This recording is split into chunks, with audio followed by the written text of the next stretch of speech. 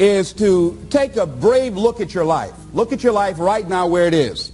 So let me ask you some questions. As you begin to look out on the future, look out on this year, let's take personal inventory. What has brought you here? As you begin to look at the things that took place this past year, did you get out of it what you wanted? Did you achieve the goals that you set out to achieve? What part of your life or what things did you do that you don't want to be a part of your life? Are there any people, as you begin to look at your life and look at where you want to go and what you want to do, are there any people that might be some dead weight that you need to think about unloading?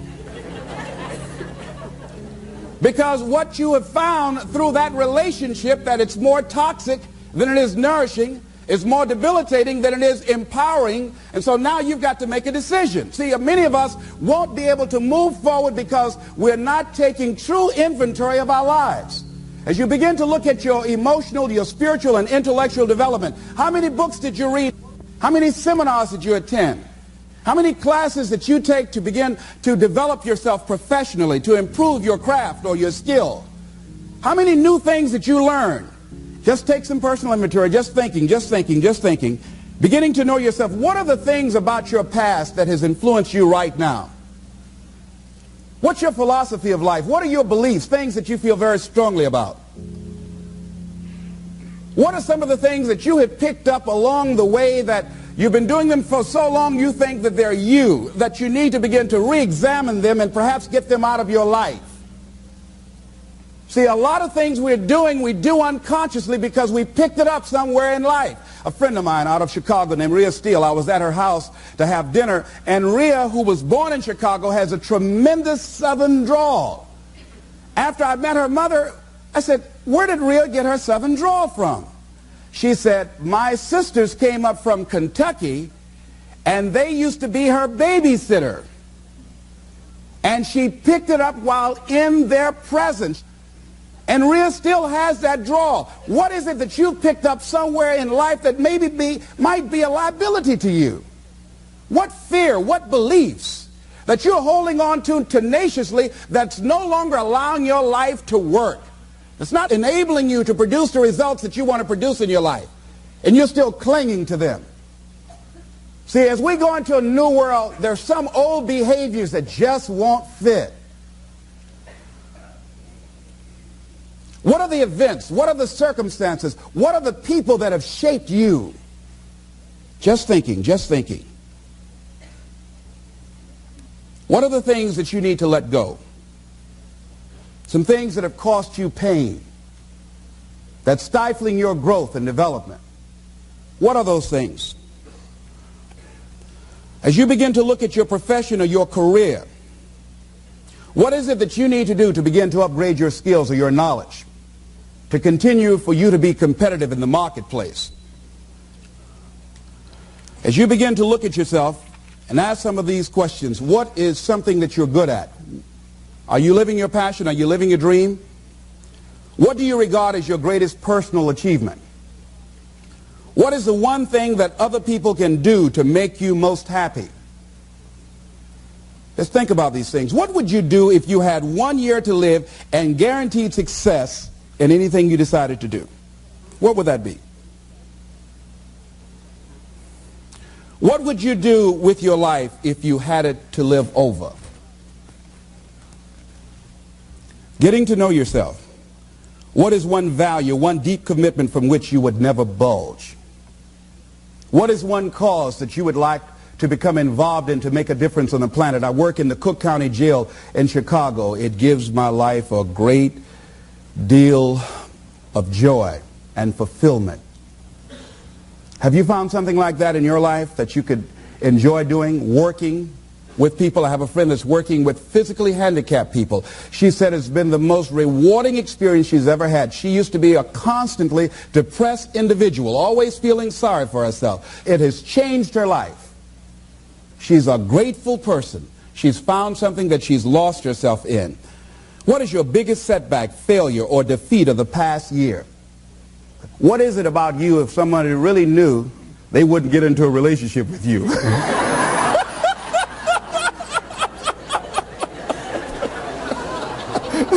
Now don't go tell it. But once you acknowledge what that is, then start working on it and changing it. Change that. It's easy to blame the other person, but start taking ownership for where you are. Are you proud of how you have been living your life? Have you explored your natural talents, your gifts, by enthusiastically trying a variety of activities? Ladies and gentlemen, a lot of us have so much talent and abilities, we just put them back on the back burner or just left them aside someplace. Never did anything with them, never brought them out here. Used to do them extremely well in high school or college, or just had a natural gift and never did anything with it. What are you sitting on? What gifts are you sitting on? Have you resigned yourself to a life feeling that nothing can be done to change your future or your circumstances? Have you been afraid to try something different because you're afraid of how people will react to you or what they will think? Those are some of the things that I suggest that you begin to answer yourself. Now, here are some things that I suggest that you begin to look at working on to develop your character. Some things that will give you some personal strength.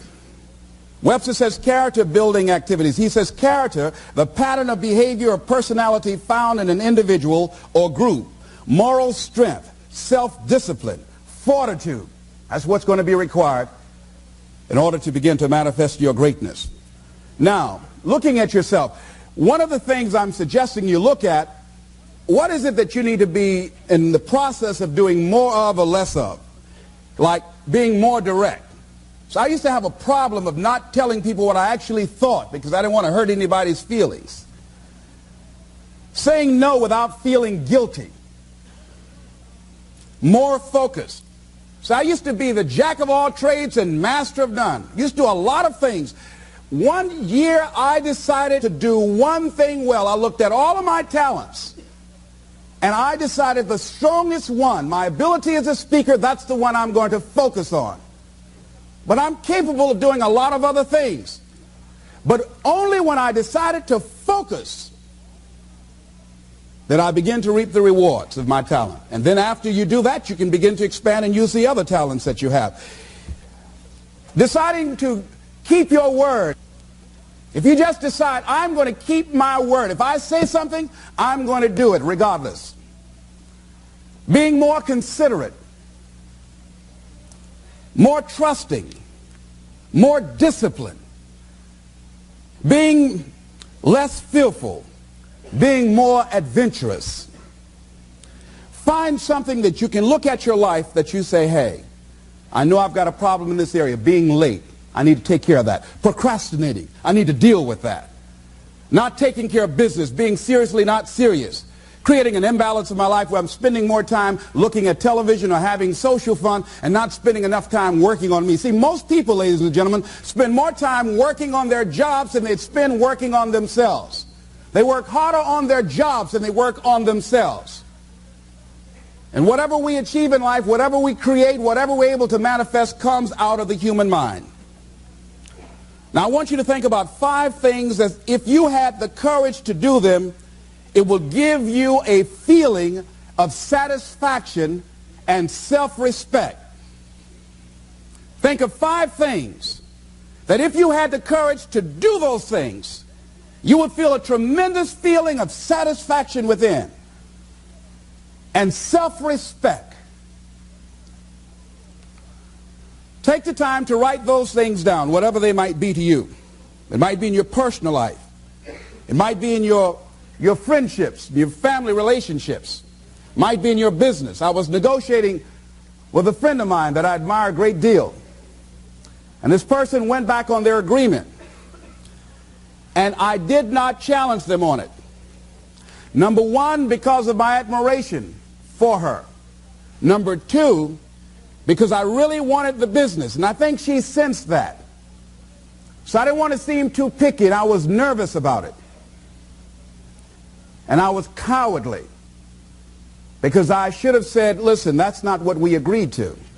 I should have called her on that. But I didn't want to look bad or to appear to be negative or risk losing the business.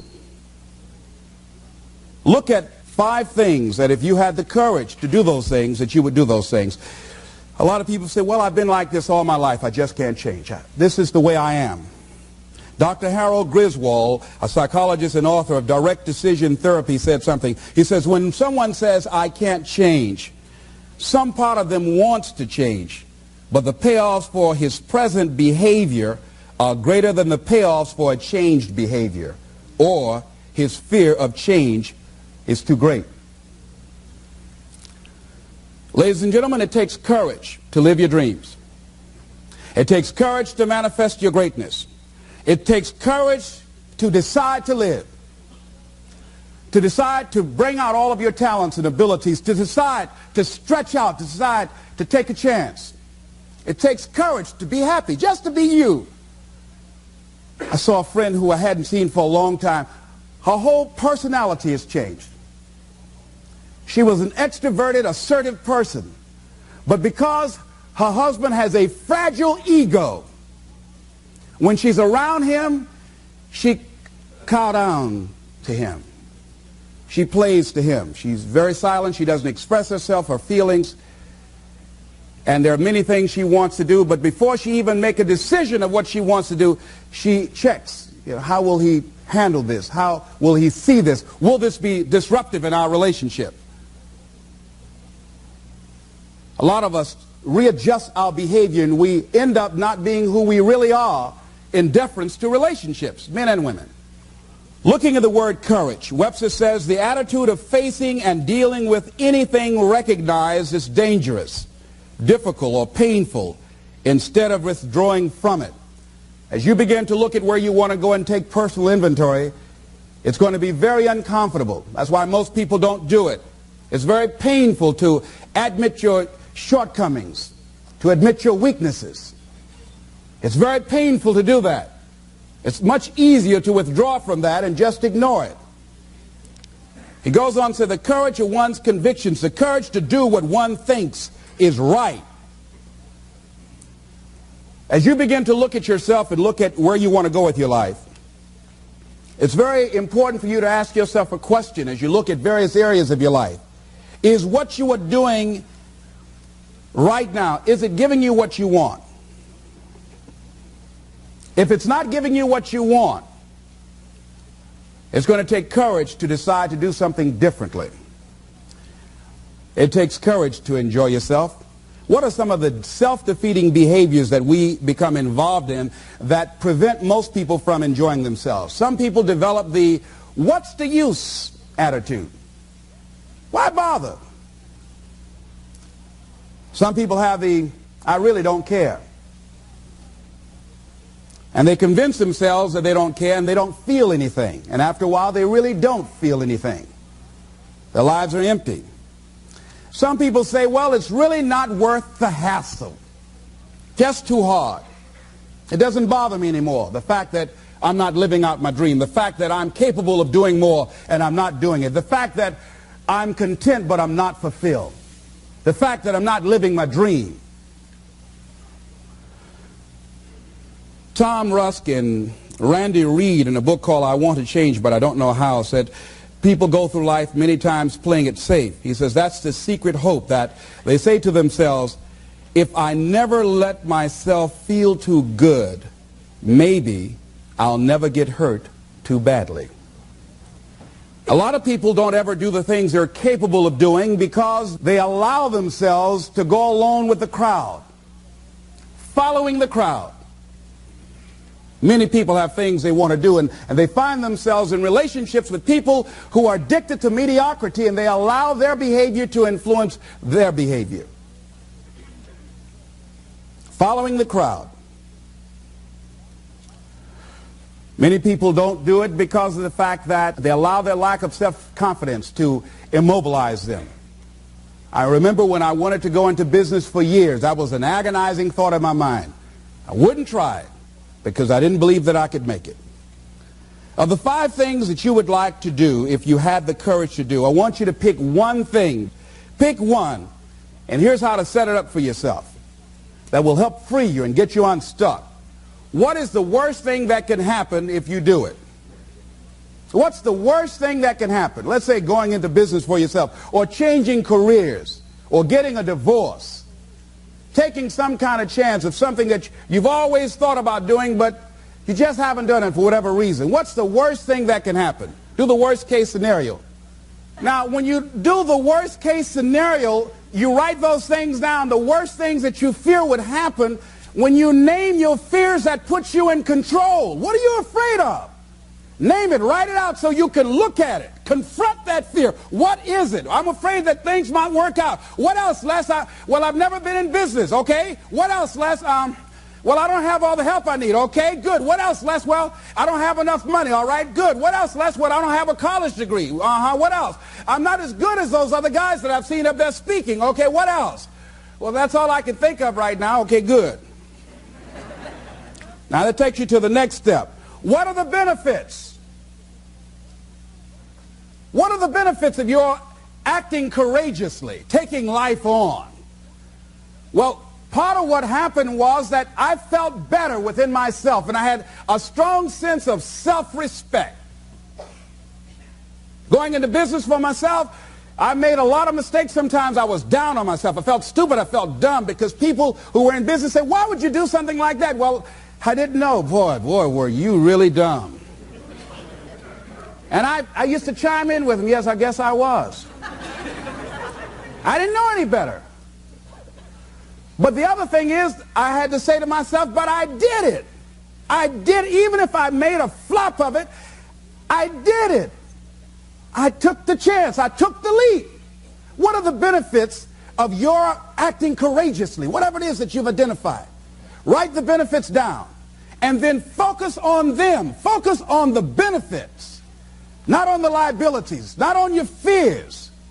Focus on the benefits. That which you hold in consciousness tends to manifest itself. Think about how good you feel. Think about the level of increased self-respect, the sense of self-worth that you'll feel. How good you'll feel getting up in the morning, looking yourself in the mirror because you're taking life on. The other thing is acknowledge your fears and then go into action. This book is called Feel the Fear and Do It Anyway. That's it. See, I believe anybody who's ever done anything, who's ever taken a chance, doesn't mean that they're not afraid. Courageous does not mean being the absence of fear. I think that being courageous is willing to do it because that's what you feel and you're going to do it anyhow, regardless. So you're not going to be immobilized by your fears or your doubts. You admit, okay, I'm scared to death. Now, okay, what is it that I must choose to do? Go ahead and experience that fear, but don't let that fear immobilize you. In what you've done with your life thus far, is it giving you what you want? Is it giving you what you want? When you look toward the future, when you look at all that's going on out here, is there some place within yourself you say, hey, I know I need to be out there in that arena. I know I can do more than what I've been doing. I know there's some great music that I have within me that I haven't brought out here yet. Is that something that you begin to look at within yourself? So I used to do that, and I used to go to big rallies and see guys up speaking when I wasn't courageous enough to go out there and say, hey, my name is Les Brown, the motivator, Mamie Brown's boy, I want to talk. I would never do that. I'd just be back there looking at them and wanting to get their autograph and would say, can I meet you, Mr. Wakely, or can I meet Mr. Zig Ziglar? Please tell him, who are you? Oh, Les Brown. Because I felt within myself I was a nobody. So who am I to go talk to these guys and go get their autographs? I like to do what you do.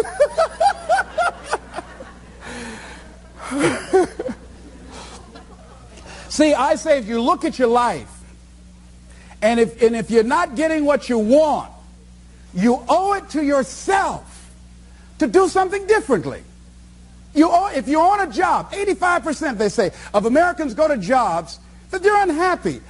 If you're doing something 8 hours a day that you don't like, it's not giving you what you want, it's not giving you a strong feeling of satisfaction and fulfillment, you're miserable, you hate to go there, you're depressed just thinking about it, you sing the "Thank God It's Friday" song every week,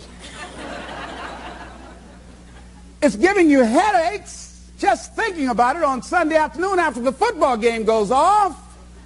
If that's what it is, you owe it to yourself to start strategically working to change directions. See, but you know what most people will do? Most people will resist change.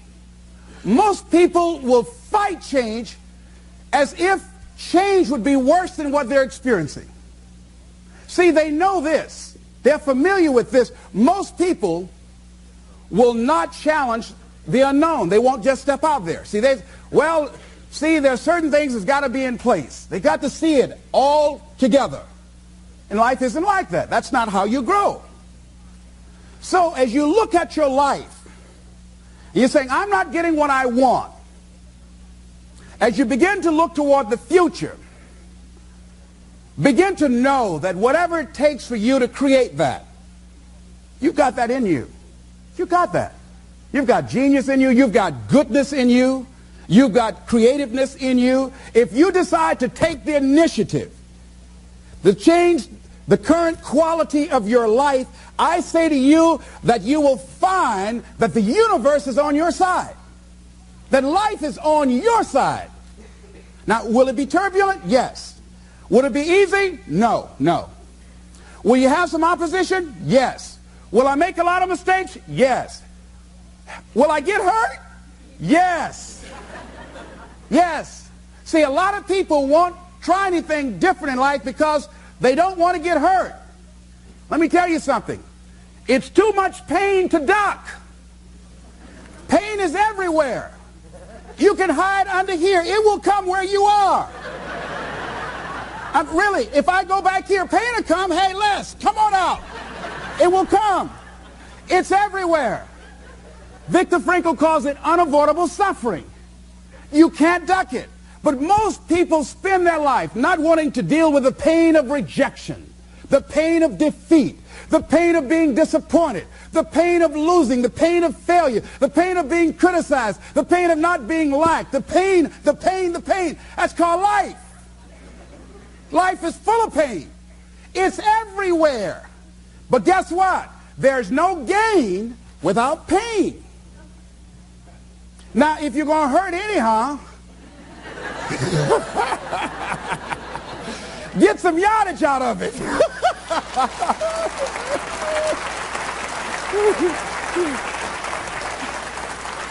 Because it's the pain of regret that you experience. If I had it to do over again, that's a pain. Don't you know that's something? When you know, I was in a seminar once and this lady stood up. If I had my life to live over again, she talked about all of the things that she would do. And you can feel the pain of regret in her voice. The pain of regret. She still experienced pain. She was trying not to experience the pain of defeat, the pain of disappointment, the pain of loss, the pain of lack of support.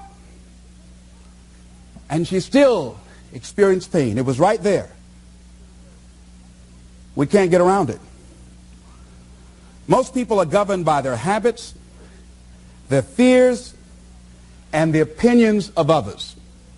A lot of people never try anything differently because they have been convinced by people in their lives that they value that they can't do it.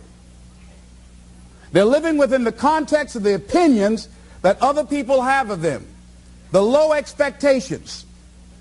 Many people doubt themselves because when they thought about doing something at some critical point in their lives, somebody they respected and honored, somebody they believed in, somebody that they loved, someone they trusted said, you can't do that. And they accepted that. That's why I didn't go off to college. I had an instructor that I believed who said, you're not college material, Mr. Brown. You're not as smart as your brother Wesley or your sister Margaret Ann. You're not college material. Why don't you try and get you a job at the post office? Try and do something with your hand, or go down to the Miami City Sanitation Department and see can you get a job there. Or why don't you try and go into the Army? I took that test, Mr. Tellers, already. And what happened? I failed. I told you. Anybody fail the Army test, you're really in trouble. So I went down to the sanitation department to try and get a job. because that's what I believe was possible for me. As you look at your life, ask yourself the question, what would your life be like? What would your life look like if you decided not to care what people thought of you? What would your life be like if you decided to give up some of your fears? What would your life be like if you decided to become courageous? What would your life be like? If you decided to act on your dream, if you did what you felt in your heart. You know what courageous means? Tom Rusk and Randy Reed said. They said that courage comes from a French word which means of the heart. How does it feel to you? He says it's courage, you know, it takes courage to live. Says most people go through life not allowing themselves to step out because they don't want to let go. They don't want to be blown around. They don't want to be moved. The courage to face life's whirling wind of contradictions. The courage to love yourself. The courage to love. For years, I was afraid to love. The courage to take a chance. The courage to be who you are. He says courage isn't for somebody else, for medals, applause, or moral debts. Courage is what at that moment feels most right for you. Not just situational ethics, but what feels right in your heart. The word of the heart. What feels right in your heart. One great philosopher says, cowards die many times before their deaths. The valiant never taste of death but once. What does that mean? That valiant people aren't afraid? No, no, no. It means that they experience that fear and they move forward. They move forward anyhow. Many people are dead now. Many people are allowing their dreams to die. Many people are allowing their ideas to lie dormant and collect dust. Many people have all this talent and ability that they are allowing to be buried inside of them, that they will take with them to their graves because they didn't have the courage to be who they are. And I say, as you begin to look toward the future and manifesting your greatness, it's going to take everything in you, that your life deserves the concentrated effort to begin to look at how is it that I can express more of me?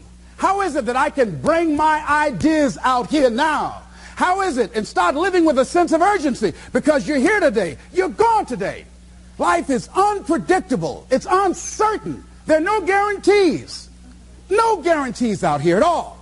So holding back, what are you waiting on? Ask yourself, what's the benefit of your waiting? What's the benefit of your not living your dream? What's the benefit of not listening to yourself?